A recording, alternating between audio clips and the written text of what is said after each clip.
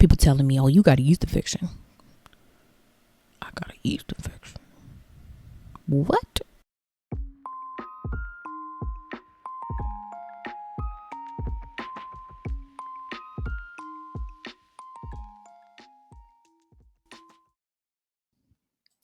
Disclaimer, the information provided in this video is for informational and educational purposes only and is not intended as medical advice. I am not a healthcare professional and the content should not be used as a substitute for professional medical consultations, diagnosis, or treatment. These are my opinions, not facts. Thank you for tuning in today's video. All right, let's get into it right now. Hi, and welcome to the Average Girl Podcast. Girl. What am I talking about? Oh my God, I'm over here making stuff up, y'all. Hi, and welcome to the Average Girl Chit Chat. I'm Celeste, and first and foremost, this is my first video. Okay. And I just feel like, I don't know. Y'all, I'm literally a mess on like a platter, served to myself, because like I'm the only person in this entire world that has to care for me. And it's hard. Y'all, it's hard. My very first episode is about to be about yeast infections. Everybody's favorite topic. I don't know why I said that, but I did. So we about to talk about yeast infections today, y'all. And we're about to have a chit chat over yeast infections. And we about to have a chit chat. And in this chit chat, we're going to be real. We're going to be real, and we not going to pretend like we don't get them.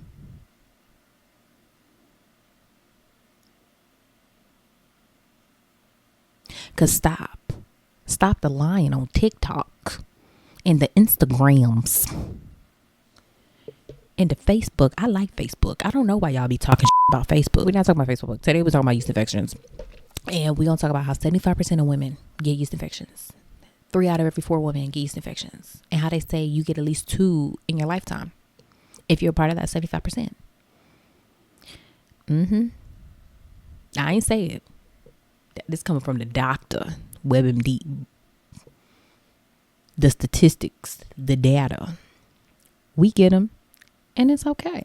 So we're going to talk about yeast infections, and we're going to talk about how I don't agree with how doctors sit here and give us medication for yeast infections instead of actually trying to put us on a diet plan and have us actually figure out why the yeast infection is occurring. Because let's be real, yeast infections, women who get them, it's reoccurring. They get them back to back to back to back to back, which is perfectly fine and that's perfectly normal. But the issue is a lot of doctors don't want to sit down and talk to us about our diet plans. They don't want to talk to us about supplements. They don't want to talk to us about how stress can contribute to it or any of that. They're very big on just providing us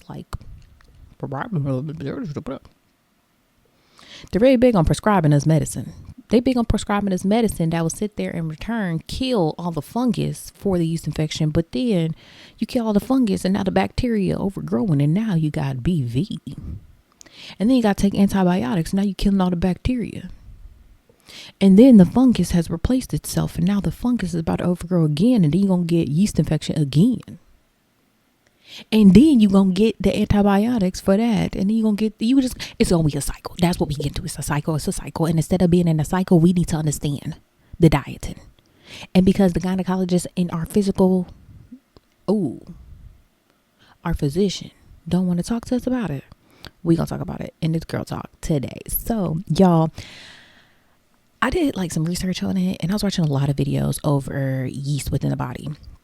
And how yeast can overgrow within the body from like minor things, y'all. It doesn't even have to do with down there, you know, how doctors ask you, are you using soaps down there? Let's be real. Women, we need to learn how to answer this question properly. Now, this is a serious conversation. I'm grabbing the microphone for this. We need to understand how to answer this question properly. When doctors ask us if we're using soap down there, we need to tell the doctor we is using soap on the lips. We ain't using soap inside. I ain't putting soap inside. That would cause the problem. You expect me not to put soap on my lips, doctor? I can't put soap on the lips.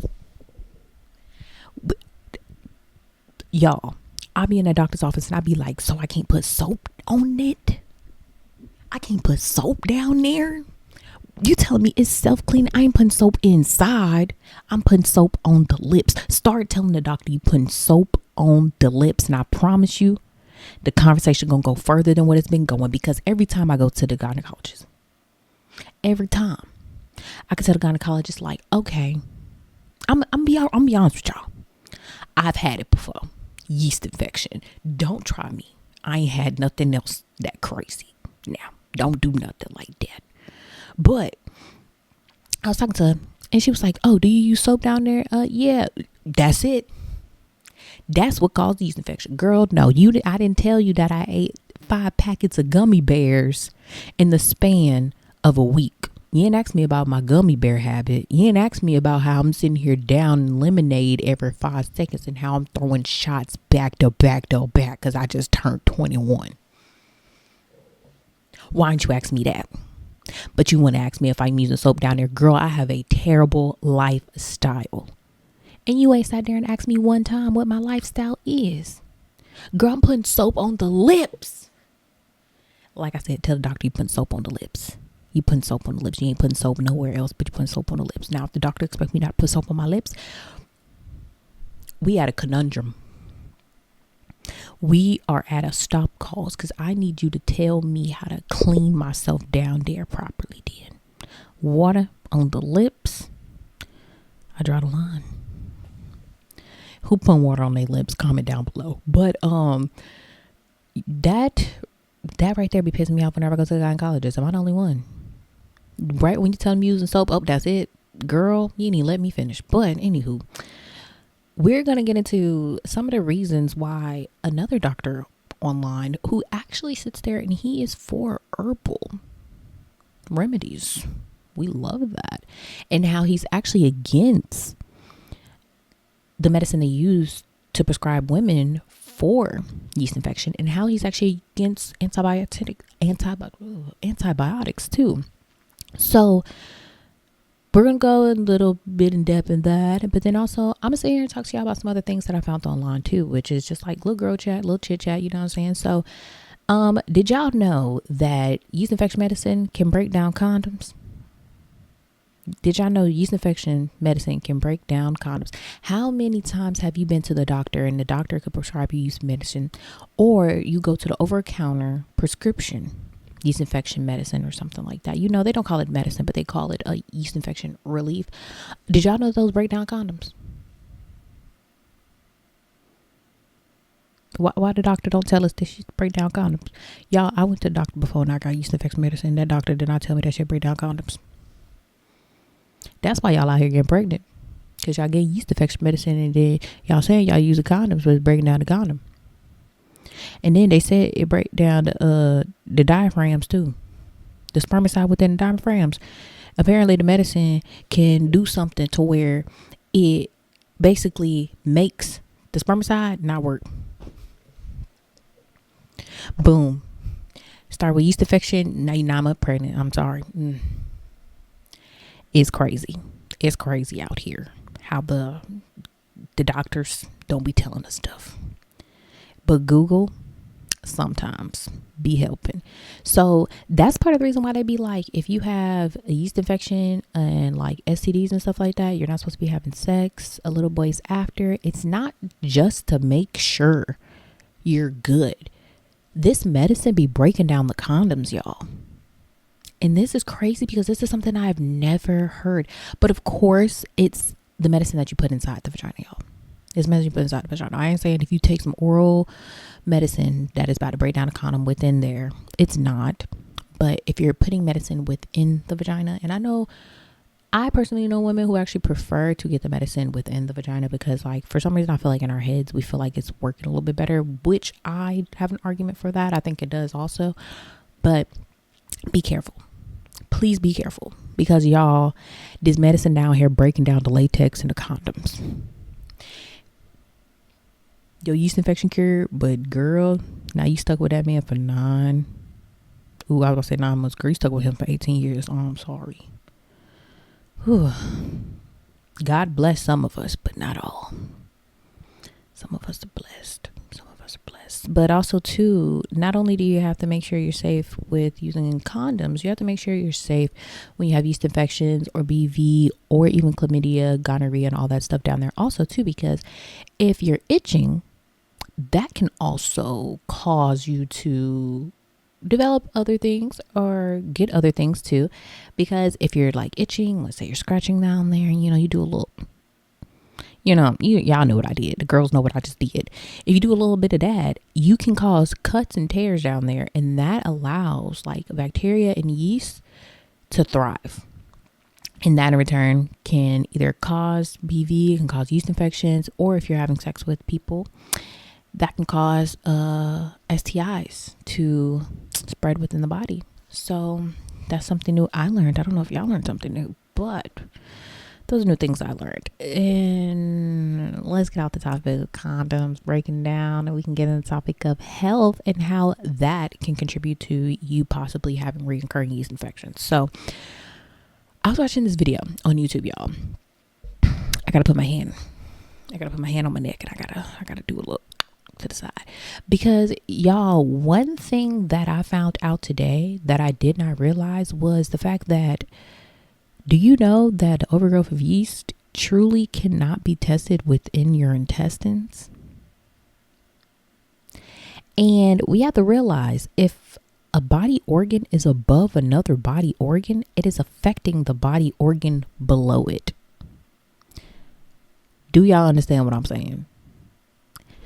My mouth is above my esophagus. Whatever goes in my mouth is going to affect my esophagus. But whatever is happening in my stomach ain't going to affect my mouth. It possibly could. Let me stop, because it can. But 9 times out of 10, what you're putting in your mouth is what caused the issue in your stomach. When it comes to yeast, that's how yeast works also too.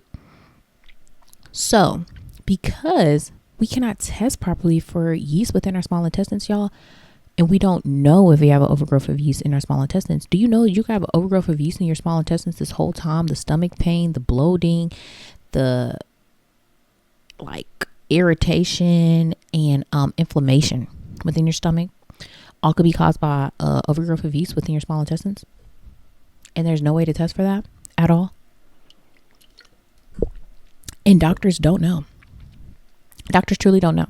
They don't know unless they can go inside your small intestines and take a biopsy of your small intestines, which a lot of doctors don't do, because they're not gonna go to that extent. If you're sitting here like, oh, my stomach hurts, like, oh, this or that, like, they can't truly test for it, because a lot of the tests are super inaccurate. They're not, I wouldn't say regulated. They're not all the same. There's not a consistent result. So I did a terrible job explaining that. You can test for yeast within the body, but the problem is we do not have a set amount that we know should be within our body. So when I say we cannot test the amount of yeast within our small intestines, truly, one, you have to take a biopsy, which I'll explain later on. But I don't want y'all to feel like yeast levels cannot be tested within the body. We do not have a set amount of yeast that we know should be in our body. I did not explain that properly. I want to take the time to explain that properly, because if you go on Google and you look it up, you'll be like, this girl lying. I'm not lying. You cannot test it, because there is not a set amount of yeast that we know should be within our stomach, our small intestines, or our large intestines. When it comes to the vagina, it's a little different, but I wanted to let y'all know that part, because I felt like when I was editing that y'all would have thought I was lying, and I'm not lying. So let's get back to it. Which a lot of doctors don't do, because they're not gonna go to that extent. If you're sitting here like, oh, my stomach hurts, like, oh, this or that, like, they can't truly test for it, because a lot of the tests are super inaccurate. They're not, I wouldn't say regulated. They're not all the same. There's not a consistent result. Because let's say I go to the doctor, right? This is even like this for like yeast infection, y'all, and BV. Because this has actually happened to me before, and which is crazy too, is this has happened to a friend of mine also. I got tested for, simple routine testing. I came back negative for all STIs, but I came back positive for overgrowth of yeast within my body. But this is the crazy part, y'all. I got STI screened and tested. And then I went to the gynecologist. It was 2 separate offices. My gynecologist's office said I did not have an overgrowth of yeast within my body. The STI clinic basically said I did have an overgrowth of yeast within my body. The part that's crazy to me is I used to be in the military. So I was getting tested at a clinic, and then I was getting tested at the hospital. This is literally a place where I would assume that they all send their samples to the same lab. Even with the same samples, possibly going to the same lab, my results came back differently. And the thing was, it was literally within the span of maybe 2 days, because I had like my pap smear, but then I also went to get my regular 6-month checkup. And one's saying I have overgrowth and the other one isn't. And one is a specialist for the women vagina, and the other is a specialist for STDs. So of course I still got the medicine, all that stuff, but I just found it crazy how even after I went to go get checkups and all this stuff, how the gynecologist was so quick to be like, oh, that's normal. Oh, that's normal. Oh, that's normal. Because the conversation of white discharge actually has came up repeatedly on social media within the last few months that I've seen. And a lot of people, even when I was younger, I was in a relationship. We're going to get a little personal. We're going to get a little personal, y'all. So I was in a relationship with this guy, and we were active, and he kind of embarrassed me because at this point in my life, my body was changing. I truly didn't know what was going on. I'm younger. I'm not going to say the age because my friends knows y'all, and they will sit there and they will put 2 and 2 together. But some of my friends already will know who the hell it is. But he basically embarrassed me because he made me feel like something was wrong because I was experiencing white discharge. So I went to the doctor. I ended up being like, what's wrong with me? What's going on? This and this and this. And the doctor's basically like, no, you're fine. You're okay. So I get tested. No overgrowth of yeast. None of that. All of the stuff. This all happened after.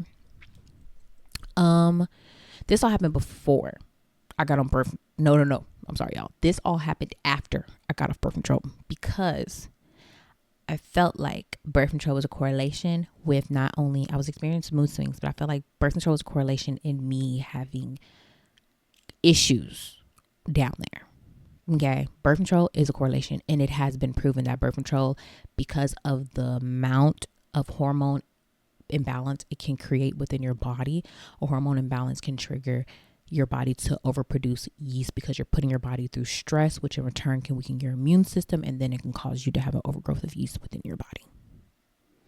If that made sense, leave me a check. If it didn't, leave me a check. But anyway, so this all happened after I got off birth control, y'all. And I was so confused. I was so lost because this was my first time too after birth control that I started experiencing white discharge. And the doctor was like, no, this is perfectly fine. This is perfectly normal. But y'all, because of my partner, I was assuming because he was male, he's seen more women, he's done more things, that he probably knew more than me. Strike number 1. Why did I think a man would know more about a woman's body than me? I'm a walking woman. Don't ever make that mistake, y'all. But then 2, I would look it up online because I was embarrassed to talk to my friends about it. My boyfriend just embarrassed me about it. So why would I sit here and talk to my friends about it and embarrass myself anymore? Online didn't give me good information either, y'all. This is when TikTok was booming. I was on TikTok. I was looking up TikTok videos. Well, TikTok wasn't booming. This is around TikTok. One of the first few months TikTok was out. TikTok went on the level it was on right now. And people telling me, oh, you got a yeast infection. I got a yeast infection. What? And then I'm over here looking online, yeast infection. What? But it wasn't until I got older and I started being like, nothing is wrong with me. And I started seeing it's a different consistency, y'all. It's a different consistency. If you got white milky discharge, Girl, you ain't got no yeast infection. You ovulated. If you got white milky discharge, your period about to come. You got white milky discharge, girl, you might be pregnant.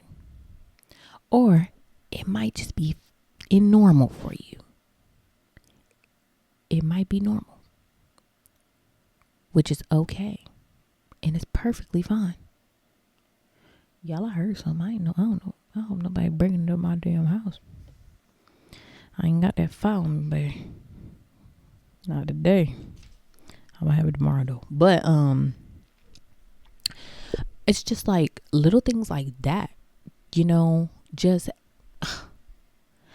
why did I allow a man make me feel like I have yeast infection rather than me sitting down, looking at the symptoms, looking at the signs, talking to a professional? I let a man make me feel like white discharge equals yeast infection. I feel like I had like a rare fucking yeast infection that was just uncurable and it just couldn't pop up on no damn test. But truly, the whole time I was healthy. I was good. Nothing was wrong with me, and he was ignorant. So don't let that ignorance affect you and how you view yourself. So I say that to say, do your own research and understand your body's normal is not the next woman's body's normal. Her body normal isn't your body normal. Now, there are things that are not normal, y'all. Like itching constantly is not normal. I think like you got a little scratch down there or something, that's normal maybe sometimes, but like all the time, that's not normal. Odors, vaginal odor. Okay, when it comes to yeast infections, vaginal odor, they say it can be odorless, which yeast infections don't correlate with like an odor. So you can have no odor and you can still have yeast infection. So that's really not a symptom of yeast infections. But we know odor comes with like BV, STDs, or vaginas can have natural odors. That all goes with your gut health, which is what we're going to get into also about yeast infections. So in the beginning, I was saying how like yeast infections are more than just how you care for yourself down there. Yeast infections can be about what you put inside of your body, not just even the foods that you put inside your body, but the medicines that you're putting inside of your body also. I was watching this one video and a doctor, he was saying how medications that lower the acid within your stomach can lead to overgrowth of yeast within your body. If you have an overgrowth of yeast within your body, that overgrowth of yeast within your body can spread to another body area. So the reason why I'm bringing up the fact that if you take antacids like Tums, that can lead to a yeast infection, because you taking the Tums can sit there and help your stomach feel better, but a Tum is decreasing the amount of acid within your body, like your body's stomach, which in return, the acid is helping regulate the good amount of bacteria and the good amount of yeast within your body. You kill out that acid, you're allowing the yeast and the fungus to just grow and grow and grow and grow and grow. So if you're a woman that takes hella Tums or anti-acid tablets or even stomach relief things that lower your stomach acidity, you need to see that correlation in that link and see like maybe that's why you're having yeast infections, because yeast can spread without the body, like throughout the body. Do not forget that. So that could be a correlation also. If you're going to a gynecologist, you got a yeast infection, you get it back to back. You need to sit down and you need to understand what you're consuming. Not only what you're consuming, but also, are you stressing? How are your stress levels? They say that stress is the number one factor for women when it comes to yeast infections. Stress weakens your immune system. And in return, if your immune system is weak, your immune system cannot help regulate those bacteria and that yeast within your body. So they can just grow. They can go crazy. They can grow because you're weakening your immune system. If your immune system is weak, everything's out of whack. That's not even just like for the yeast and the bacteria. That's for everything. You're stressing correlates to weakening your immune system. You need to understand that. You're stressing out, you're weakening your immune system. You're stressing out, you're weakening your immune system. You're stressing out, you're weakening your immune system. So you need to stop stressing, because last thing you want is a yeast infection from stress. And y'all, they say, I know I said it, but I'm going to say it again. That is the number one factor for women in yeast infections. Number one factor. Another one is antibiotics. So if you are constantly getting sick because you're stressed, because your immune system is weak, you're killing off the bacteria within your body, That's why whenever you take like antibiotics, you know how they say you need to eat Greek yogurt, you need to get yogurt, you need to consume good bacteria, because we're killing off all the bacteria. When you take medicines like that, it can't target the good and the bad bacteria. It's just killing all the bacteria. It's killing off everything. You kill off all the bacteria, you're promoting fungus to grow, because bacteria helps regulate fungus. I don't know if y'all knew that, but if you sit here, and they say it too, like if you sit there and you take antibiotics, a lot of doctors have told me, like, okay, you take these antibiotics, you have a possibility of getting yeast infection. I've had doctors say that to me. I have, because it's super possible, especially within women. Super possible, because we already have a lot of yeast in our body, like we do. And we kill off all of this bacteria that's helping kind of regulate these. We're about to get yeast infection. Keep your eyes out for that. Understand, you're sick. Consume your Greek yogurt. Take your antibiotics. But be aware that bacteria that you're killing off can lead to your fungus in your body rapidly growing.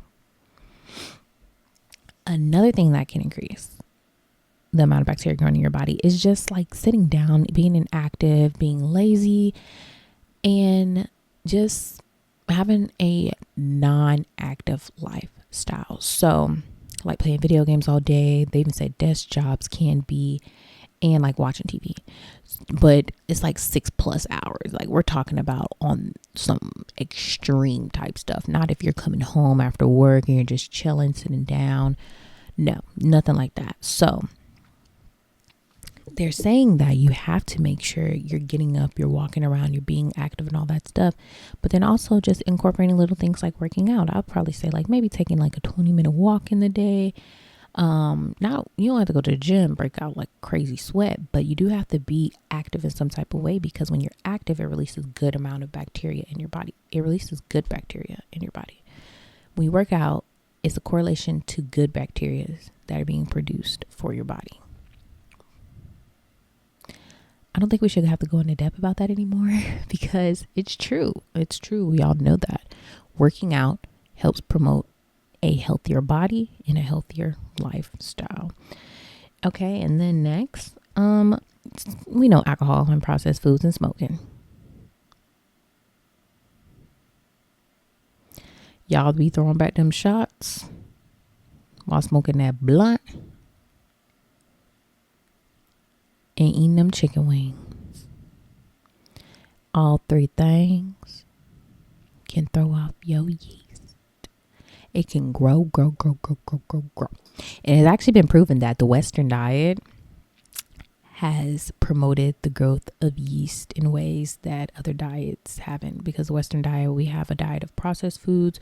We have processed foods at our fingertips, is more accessible than really regular foods. Like we have more fast food buildings and chains and all that stuff than we do grocery stores. Like it's literally a fact, and it's super easy to go through a drive-through rather than going to the grocery store.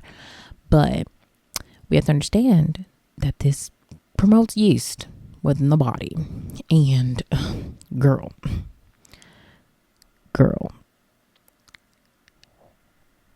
I love my tequila. I love my alcohol. But you gotta put it down sometimes. But then not also for the yeast, but for the skin. You don't want to be grown. Well, we all grown. Why don't I think I'm grown, y'all? I really don't think I'm grown, which is crazy, because I'm all of 27 years old. I'm an adult, and I still be like, when I grow up, girl, you are grown. You're grown. As the HE double hockey sticks. What am I talking about? But yeah, don't need to drink alcohol because you want nice skin too. You want that nice, pretty skin. You want some nice, pretty white teeth too.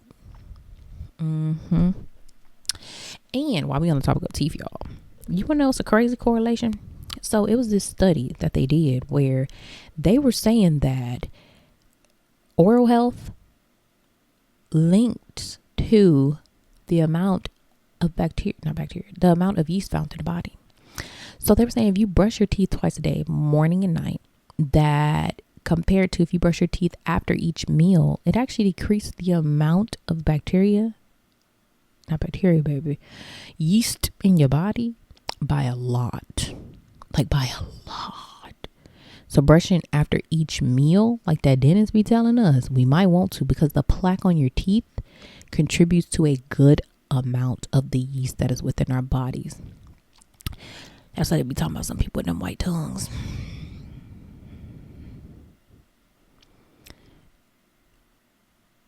Yeah.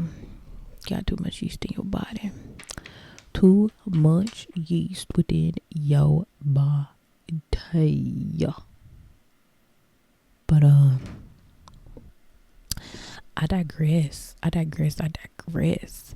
And then obviously too, diet. We're going to talk about diet. Diet is literally the number one component of overactive yeast within the body, within the stomach, within the throat, within the esophagus, within the intestines, within the vagina. It's everything, baby. So they basically said avoid refined carbs, high sugar fruits like bananas, mangoes, and then dried fruits have high levels of sugar concentration, which is actually crazy to me because this whole topic for another day. I'll get off topic, but y'all know that a dried mango has more sugar than a regular mango, and it has to do with how the sun, not the sun, but it has to do with when the fruit is dried out, apparently the sugar levels get higher. My just tiny pea brain can't process that. Starchy foods you need to avoid, processed meats, milk and dairy, and alcohol you need to avoid. But it's encouraged for you to eat low sugar fruits like blueberries. And blueberries actually are an amazing fruit for you to eat. Y'all should read up on blueberries and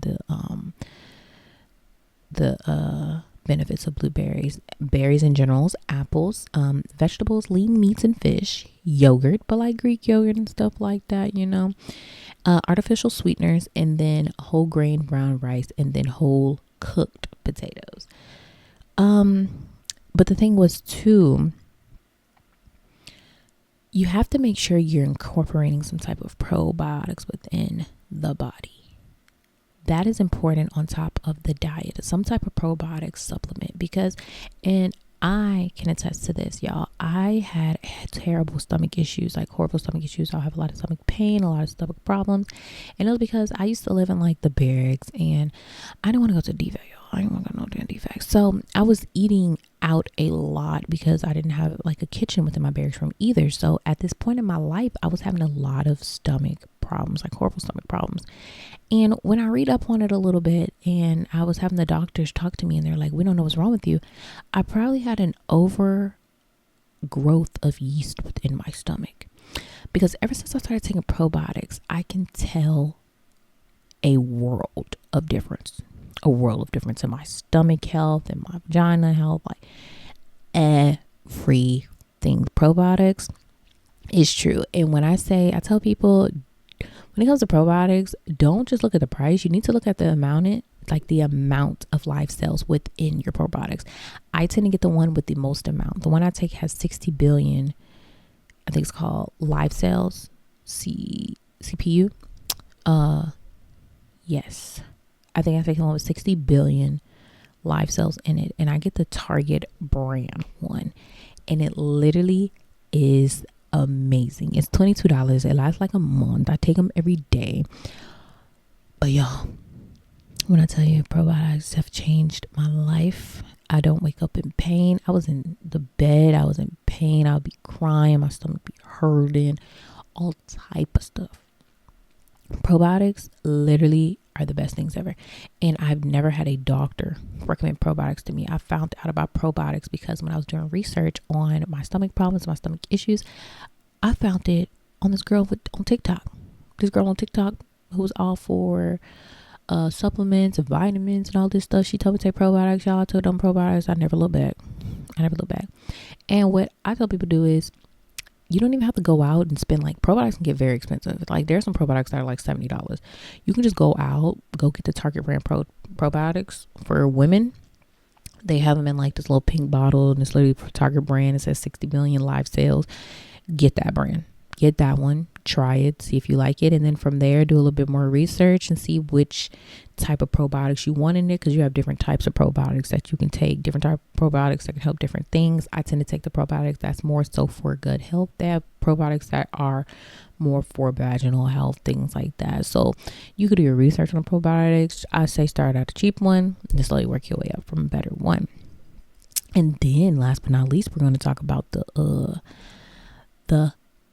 herbal way to solve problems. So like a lot of people when it comes to like overgrowth of yeast and all this stuff, oregano oil is literally the thing right now for like overgrowth of yeast within your body. Everybody talks about it, and I love it. I love how people use supplements. I love how people use like herbs and all this stuff. But the problem with people using supplements and herbs is, and the doctor on the video said this, and I agree with him.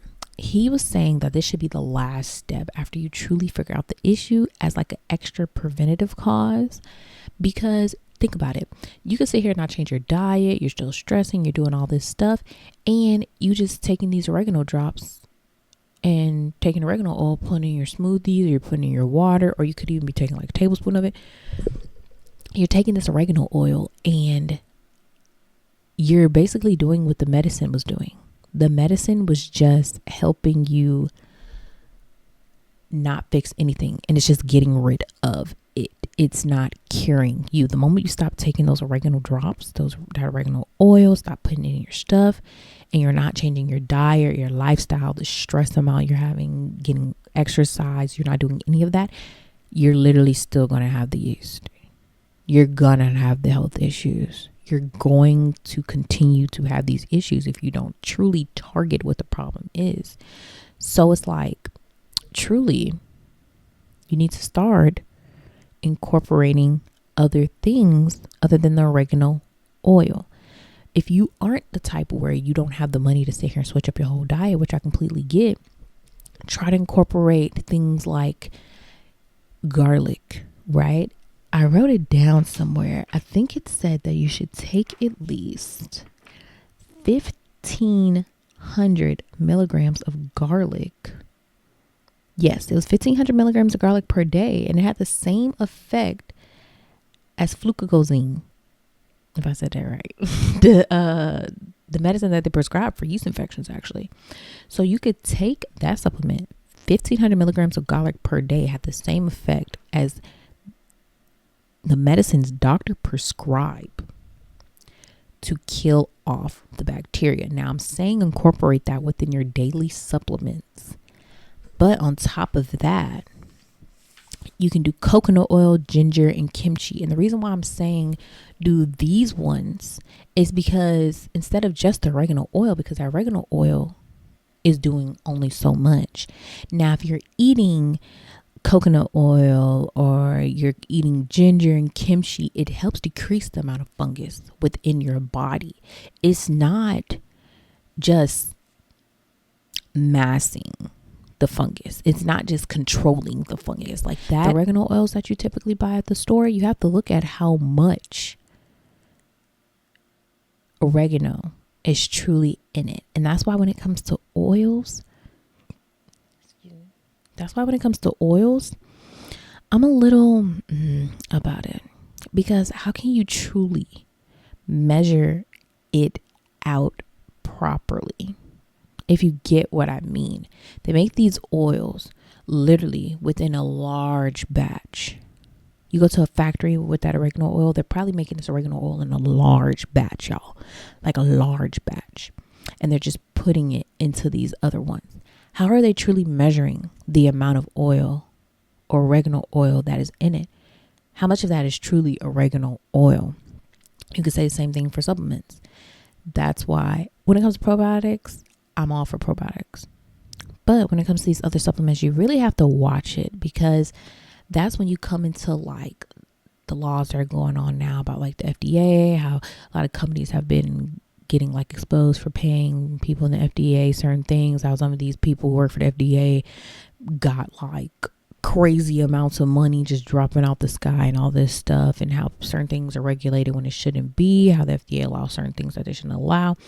So that's why I personally feel like too, a lot of people need to go the diet route, because if you don't, you're truly never fixing the problem. So not gonna sit here and say change your complete diet up, but just try to stop eating out as much. Eat some kimchi. If you don't like kimchi, make your own. You probably will like it if you make your own, because it's not sitting all day. Make it how you want to, or you could just eat a spoonful of coconut oil. It has antifungal properties. or truly, you could probably do oil pulling in your mouth. You have to swallow it.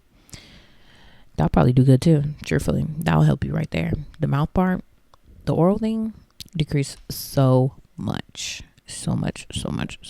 But in conclusion, that's all I got really. Like, it was just a little chit chat. I'm trying to figure out truly how to like organize this and try to figure out how to do these little chit chats, because right now we're just starting off with a chit chat. We're going to slowly figure out how we're going to go into it and all this stuff. But end all be all, understand yeast infections are normal. Yeast infections are common. You are not alone, and it is okay. You go to the doctor and you prefer to get doctor medicine and all that stuff. Just understand that things come with that. You're going to get cured for the yeast infection, but other things may pop up. When it comes to having a yeast infection, it is more so your diet, what you're consuming, and what is being put within your body. Or it may not even be that. It could be stress. Understanding that your immune system plays a huge factor in a lot of things that can control how your body's reacting to certain things is very important also. We can even break it down to race. We could break it down to a lot of things, but right now we're just touching the surface. This is a little chit chat. So I hope everybody who watched this video made it to the end, enjoyed it. You understand it. Please critique me. Tell me what you would like to see. Tell me what you didn't like. And just let me know on like what you think on the topics. Please be safe. Love each other. We're women. We don't need men to sit here and tell us how we need to act or how we need to do, but we're going to hold each other accountable, and we're going to love each other. And that's all I have. Thank you so much for tuning in, and I hope that y'all have an amazing day. Like the video if you liked it. Dislike the video if you didn't. Comment if you wanted to leave a comment. Tell me how you feel. Or subscribe if you want to see more from me. I'm going to try to post one video every day. We're going to try 2, but 1 definitely. And I hope that y'all have an amazing day, an amazing week, an amazing month, and an amazing year. That you continue to smile and that we just push through. Thank you so much, and y'all have an amazing day. Bye, guys.